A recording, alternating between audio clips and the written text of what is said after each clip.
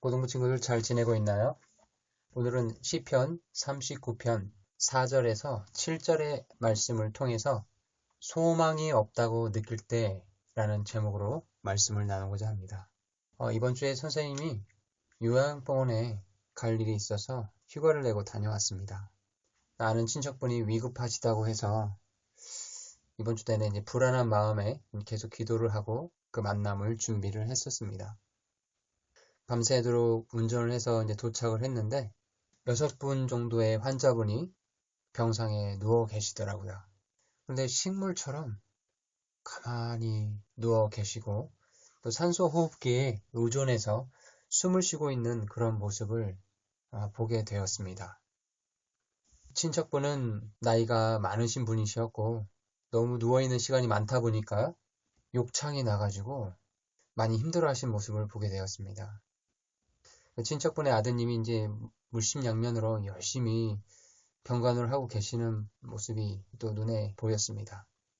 이분에게 복음을 전해야 되는데 순간 사람들 좀 의식하는 마음이 생기더라고요. 간호사분들이 왔다 갔다 하고 있고 또 이 아드님은 그 친척분의 아드님은 예수님을 모르신 분이기 때문에 어떻게 복음을 전해야 될지 이상하게 생각하시진 않을까 뭐 그런 여러 가지 인간적인 생각들이 밀려왔습니다. 이때 예수님이시라면 이 상황에 어떻게 하셨을까라는 생각이 갑자기 문득 들었습니다. 그리고 내가 만약 저기 병상에 누워있는 그런 불신자 환자의 입장이라면 어떨까라는 생각을 해보았습니다. 예수님께서 이런 사람들의 시선이 껄끄러워서 복음을 우리에게 전해주시지 않으셨다면 여러분 생각해 보세요. 너무 끔찍한 일이죠. 생명의 소식을 갖고 있으면서도 전해주지 않았다고 한다면 너무나 원망스러운 일일 것입니다. 그런 생각이 좀 들어서 다시 마음을 고쳐먹고 복음을 좀 전할 수 있게끔 용기를 달라고 계속 기도를 하였고 또 그러다 보니까 이제 복음을 전할 수 있는 상황이 되어서 이제 복음을 전했습니다. 말귀를 알아들으셨는지 못 알아들으시는지 알지 못한 채 왜냐하면 너무 기력이 없으셨거든요. 눈도 못 뜨시고 계속 산소호흡기에 의존해서 누워 계셨으니까요. 그분께 이제 귀에다 대고 예수님의 복음의 메시지를 차분하게 전하고 기도를 해드리고 이렇게 올라왔습니다. 집으로 돌아오는 길에 참으로 여러 가지 생각들이 들었습니다. 지금 전 세계는 중국 우한에서 시작된 이 코로나19 바이러스로 인해서 참 많은 사람들이 죽음의 공포에 떨고 있고 경제는 휘청거리고 실업자들이 많이 생겨나는 그런 상황이죠. 그런 상황과 함께 더불어서 요양병원에 식물처럼 누워 계신 그 친척분과 또 다른 그 이름을 알지 못하는 그런 분들을 보면서 인생의 소망에 대해서 생각을 해보게 되었습니다. 이런 상황들 그리고 언제 죽을지 모르는 그런 상황 속에서 참으로 소망이 없다라고 느낄 수 있는 일들이 우리 삶 가운데 참으로 많은 것 같다라는 생각을 하게 되었습니다. 오늘 본문 시편 39편에서도 다윗이 이런 비슷한 고백을 하는 것을 우리는 발견하게 됩니다. 시편 39편의 정확한 기록의 시점은 알 수가 없지만 본문 13절, 39편 13절의 말씀을 통해서 13절 말씀을 보시면 오 나를 아끼사 내가 여기를 떠나 없어지기 전에 기력을 회복하게 하소서라는 이 다윗의 고백을 통해서 보면 다윗이 아마 나이가 들어서 이제 죽음이 다가오는 그 시점에 이 시편 39편을 기록한 것이 아닌가라는 것을 생각하게 됩니다. 하나님께서 인간에게 병드는 것, 또 나이가 들어서 늙고 또 죽게 되는 것 이런 모든 것들을 왜 허락을 하셨을까요? 그것은 인생이 사람의 뜻, 사람의 계획대로 되는 것이 아니라는 것을 알게 해 주시기 위해서 그렇게 허락한 것입니다.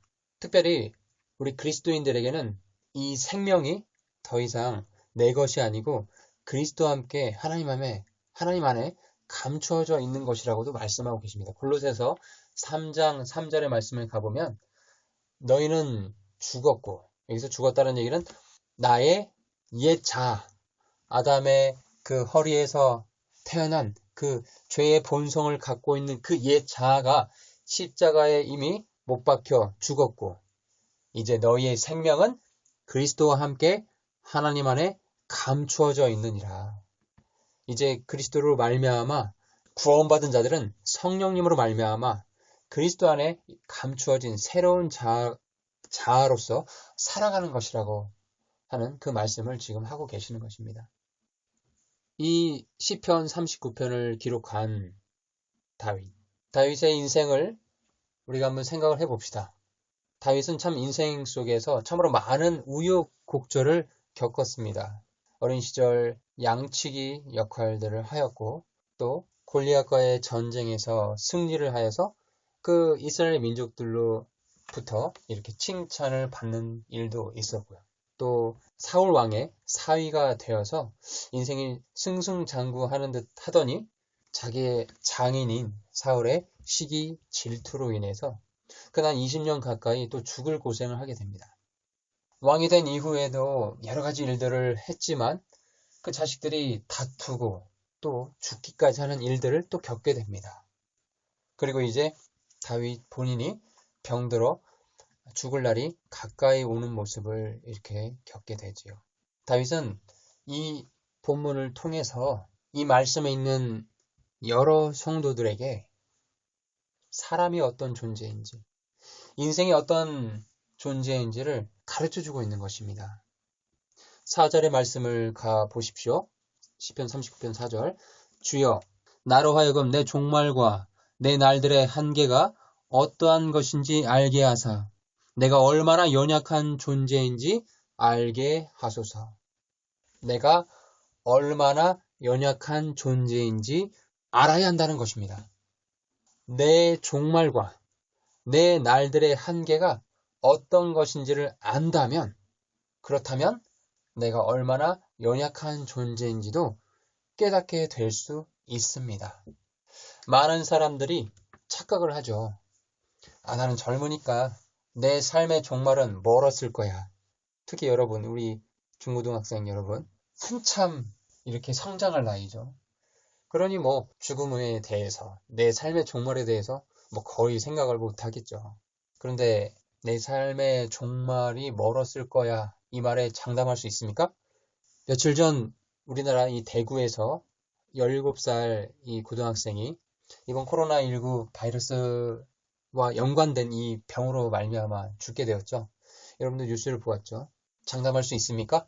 내 날들의 종말이 멀었을 거야. 장담할 수 없다는 거죠.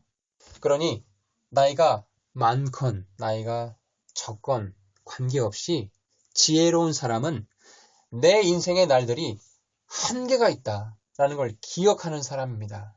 내 삶의 종말을 늘 생각하고 내 날들의 한계가 있다라는 것을 기억하는 사람은 비로소 나라는 존재가 얼마나 연약한 존재인지를, 특별히 하나님 앞에서 내가 얼마나 연약한 존재인지를 깨닫게 됩니다.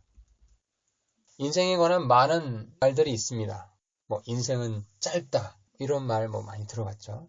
그런데 사람들이 자주 하지 않는 말이 있습니다. 그것은 무엇이냐? 인생은 연약하다라는 표현입니다. 연약하다라는 말을 우리 본문에도 나왔죠. 이 본문 영어로 가보면 frail 이라는 표현을 썼습니다.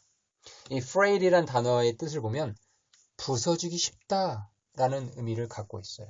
그러니 여러분의 소중한 인생을 잘 가꾸고 아끼고 보살피지 아니하면 유리병처럼 쨍그랑하고 깨어져 부서지기 쉬운 게 바로 인생이라는 것입니다. 요양병원에 식물처럼 누워 계신 분들의 모습이 잠깐 떠오르는데요. 산소호흡기에서 나오는 그 작은 호수에 의해서 숨을 쉬고 계시더라고요. 이 작은 산소호흡기를 코에서 떼어내면 그분들은 어떻게 되십니까? 당장이라도 이렇게 죽게 되시겠죠. 정말 인생이라는 게 자랑할 게 없습니다. 잘 가꾸고 소중하게 다루지 아니하면 정말 그런 작은 거 하나에도 깨어질 수 있는 게 인생입니다. 두 번째, 인생은 하나님의 영원한 시각에서 보면 너무나 짧습니다. 본문의 말씀의 표현대로 보면 한 뼘밖에 되지 않는다는 말씀을 하고 있어요. 5절의 말씀에 가서 보세요. 보소서, 주께서 내 날들을 한 뼘만큼 되게 하셨사오니 내 시대가 주 앞에는 없는 것 같사오며 참으로 모든 사람은 최선의 상태에서도 전적으로 헛될 뿐이니이다. 영원하신 하나님의 시각에서 사람들의 인생은 한 뼘에 지나지 않는다라는 것입니다. 여러분, 한 뼘이 보통 20cm 정도 되겠죠? 여러분, 이 한 뼘을 저기 10m, 100m, 500m 멀리서 이렇게 본다고 한번 생각해 보세요. 보일까요? 잘 안 보이겠죠. 그럼 영원한 관점에서 그 한 뼘의 이 길이를 잰다고 해보세요.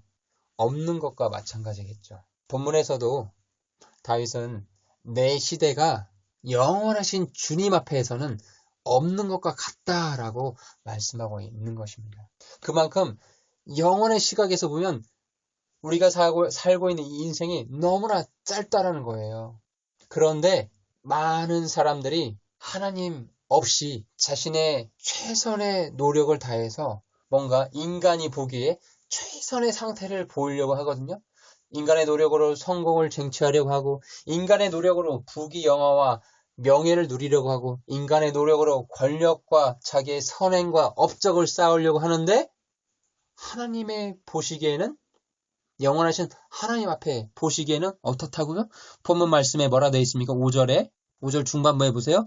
참으로 모든 사람은 최선의 상태에서도 어떻다고요? 전적으로 헛될 뿐이니이다. 하나님 앞에 헛될 뿐이라고 말씀하고 계세요. 하나님 없는 인생이 매일 분주하게 바쁜 일상들을 보내지만 하나님 보시기에는 그저 헛되이 소동하고 있는 모습일 뿐이라고 6절에 말씀하고 계십니다. 6절 보세요. 분명히 모든 사람은 헛된 모습 속에서 걷나니 분명히 그들은 헛되이 소동하나이다. 또한 현대인들 대부분의 사람들이 무엇을 위해 그렇게 열심히 뛰어다니죠? 재물을 쌓으려고 부단히 애를 쓰고 있죠. 그런데 그 재물 잘 먹지도 아니하고 아껴 써서 모은 그 재물 본인이 다 쓰고 가는 것입니까? 그 재물의 주인이 나일까요? 본문 말씀에 가보면 6절의 중반부입니다. 그가 재물을 쌓으나 분명히 사람들이 열심히 최선의 상태의 노력을 해서 재물을 쌓았으나 누가 그것을 거둘지 알지 못하나이다. 그렇다면 여러분, 이렇게 어차피 죽음으로 끝날 헛될 인생이니 자포자기해야 하는 것입니까? 어차피 나이 들면 저 요양원에 누워 계신 그런 분들처럼 나도 지내다가 죽을 인생이니까 그냥 소망 없이 그렇게 지내야 하는 것일까요? 다윗도 본인이 이렇게 기력이 쇠해지고 병들어 죽음이 가까우니까 잠시 이런 고민에 빠졌던 것으로 보입니다. 그래서 7절 말씀에 보시면 주여 이제 내가 무엇을 기다릴까라는 어떤 철학적인 그런 질문과 함께 주님께 기도를 올리고 있는 모습을 발견하게 됩니다. 이제 내가 무엇을 기다릴까? 여러분은 무엇을 기다리며 지금 인생을 달려가고 계십니까? 여러분이 기다리는 건 무엇입니까? 어떤 사람은 시험의 합격을, 어떤 사람은 취업하는 것을, 어떤 사람은 결혼하는 것을, 어떤 사람은 승진하는 것을, 어떤 사람은 좋은 집과 차를 갖는 것을, 어떤 사람은 인생에 성공하는 것을, 어떤 사람은 건강이 좋아지는 것들 등등 수많은 것들을 기다리고 있겠죠. 여러분이 기다리며 소망하는 것은 무엇입니까? 대다수의 사람들의 소망은 아까 선생님이 얘기한 것처럼 평안한 그런 삶, 건강한 삶, 또 그것을 위해서 재물을 쌓으려 열심히 달려가는 것일 것입니다. 자, 그렇다면 그리스도인은, 우리 모두 그리스도인이잖아요. 그리스도인으로서 우리는 무엇을 기다려야 할까요? 무엇이 참된 기다림이며 무엇이 참된 소망이 되는 것일까요? 요양병원에서 친척분을 만날 때 처음에 선생님이 이렇게 기도를 했어요. 너무 위급하다고 하시니까 그냥 짧게나마 복음을 전하고 그분이 예수님 우편 강도처럼 정말 급하게라도 복음을 받아들이셔서 구원 받으시고 이렇게 천국 가시면 좋겠다. 그런 어떤 소극적인 태도로 기도를 했었습니다. 그런데 기도를 하는 중에 기도가 바뀌게 되었어요. 이 나이가 90세가 넘으신 이 친척분이 단순히 그냥 본인만 구원받고 천국 가는 것으로 끝나는 것이 아니라 이분이 건강이 회복되어서 지금은 식물처럼 누워 계시지만 일어나 걸어 나오는 그 모습을 주님께서 보이심으로 말미암아 하나님께서 영광 받으시고 믿지 않은 가족들 또한 예수님 앞에 납작 엎드리며 그분을 찬양하며 나오는 그 놀라운 일을 소망하게 되었고 그래서 그 일을 놓고 기도하게 되었습니다. 그렇습니다. 우리의 소망은 주님께 있습니다. 요양병원에 식물처럼 누워있는 사람에게 필요한 것은 훌륭한 의료진이 아닙니다. 훌륭한 약이 아니에요. 필요한 것은 무엇입니까? 그래요. 주님이십니다. 건강하게 생활하고 있는 우리에게도 소망이 되는 것은 여전히 주님이십니다. 다윗은 바로 늙어 병들어가고 있는 이 시점이 주님만이 나의 소망이 되시는구나 하는 놀라운 깨달음을 얻게 된 축복의 시간이었던 것입니다. 그래서 주님께 믿음의 고백을 한 것이에요. 세상엔 소망이 없고 나의 소망은 오직 주님께 있습니다. 라고 고백을 올려드린 것입니다. 결론의 말씀을 드리겠습니다. 인생은 부서지기 쉬운 그런 연약한 존재들입니다. 영원하신 하나님 앞에 사람의 날들은 한 뼘에 지나지 않습니다. 하나님 없는 가운데 인간이 아무리 최선의 상태를 보이려고 노력을 한다 하더라도 하나님 앞에는 헛될 뿐이고 헛되이 소동하는 것 뿐입니다. 그러나 영원하신 주님을 바라보고 그분을 기다리는 자에게는 나의 소망은 주께 있나이다 라는 고백의 그런 축복된 고백을 할 수 있게 된 것입니다. 그리고 12절 말씀처럼 11월 중반부에 나는 주와 함께 하는 나그네다. 나는 주와 함께하는 나그네요 라는 그 고백이 저절로 나올 수 있는 것입니다. 소망이 없다고 느낄 때, 모든 게 헛되고 무가치한 것처럼 느껴지는 인생의 순간이 올 때, 기다릴 만한 일들이 아무것도 없다고 느낄 때, 여러분 그럴 때 세상을 보지 마시고 하나님, 주님을 바라보시기 바랍니다. 나의 소망은 주께 있나이다. 나는 주와 함께하는 나그네입니다. 라는 놀라운 다윗의 고백을 기억하시고 그 고백이 여러분의 고백이 되시길 축원합니다. 우리의 소망 되시는 주님께서 오늘 이 하루도 이번 주 삶도 여러분의 인생을 그렇게 선하게 이끌어 가실 줄 믿습니다. 건강하게 잘 지내시고 다음 주에 또 만나겠습니다.